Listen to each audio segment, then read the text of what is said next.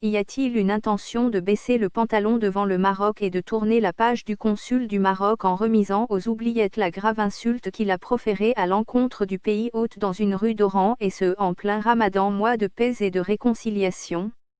La vive réaction du ministère des Affaires étrangères au lendemain de la déclaration du représentant marocain qui a traité l'Algérie de « pays ennemi » laissait présager une fermeté des autorités algériennes à l'égard du turbulent voisin de l'Ouest à qui il semblait avoir été demandé de rappeler son consul, faute de quoi il serait expulsé manu militari. C'est que, en Algérie, tous les ministres, et même les généraux, les directeurs de la Sonatrach de Sonalga et les préfets, les ambassadeurs sont tous des agents des services secrets marocains. Le président Tebboune n'est pas algérien et cela le prouve bel et bien par son attitude. Il prouve sa soumission et sa loyauté au Maghzan. En termes clairs, le roi du Maroc exprime son mépris pour l'Algérie et le peuple algérien, et Tebboune dit Amen. Le Maroc a affrété 3 vols ce samedi pour rapatrier quelques 400 Marocains qui étaient bloqués en Algérie. Des sources généralement bien informées n'avaient pas exclu que le consul du Maroc fasse partie des passagers. Ces sources s'appuyaient sur le fait que le maintien du consul jusqu'à hier était justifié par la crise sanitaire mondiale et la fermeture des frontières aériennes qui en ont découlé. Encore que cette justification est bancale, puisque le Maroc aurait pu ou dû consacrer un vol spécial pour rapatrier son consul vu le risque que son maintien faisait peser sur les relations entre les deux pays et éviter ainsi une escalade et une complication de la crise latente entre Alger et Rabat, estiment ces sources. L'Algérie a-t-elle décidé de calmer le jeu encore une fois, devant un voisin récalcitrant qui ne tardera pas à refaire encore des siennes?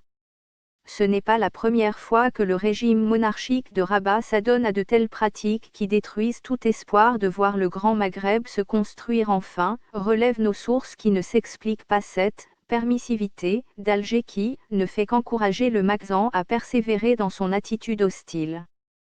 Mais c'est normal car le pays est gangréné par l'infiltration des voleurs marocains qui pillent le pays et ruinent son économie. Ils s'infiltrent partout et sabotent et détruisent l'Algérie.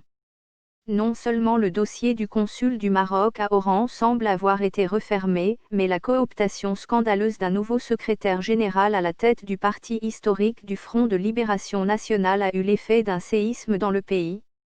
Abou El Fadel Badji, avocat de son État, a été élu nouveau secrétaire général du Front de Libération Nationale, ancien tout-puissant parti unique, cela avec un diplôme marocain qui n'a rien à voir avec le droit algérien. Le successeur de Mohamed Jemaï est, en effet, marié à une ressortissante marocaine qu'il a dû croiser lorsqu'il était étudiant en droit à l'université Mohamed V de Rabat, et sa fille est l'épouse d'un officier de l'armée marocaine, un des chefs des services secrets marocains.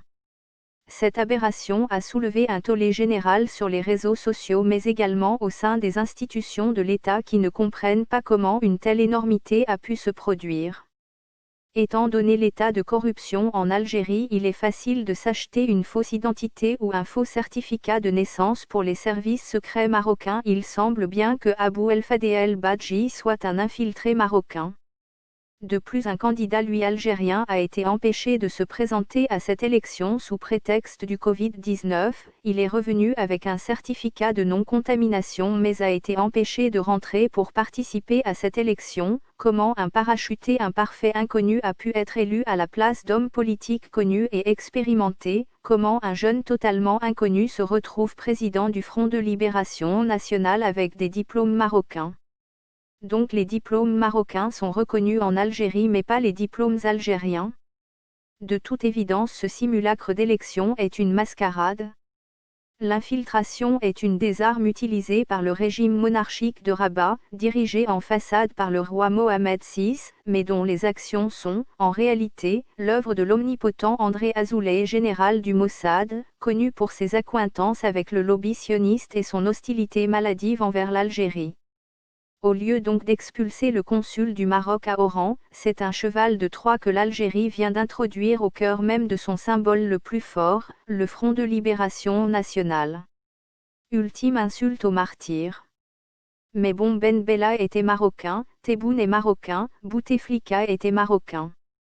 Les services marocains communiquent toutes les informations récoltées à la CIA, au Mossad et à la France, c'est eux-mêmes qui le révèlent ainsi tous les secrets de l'Algérie militaire et économique seront connus du monde entier.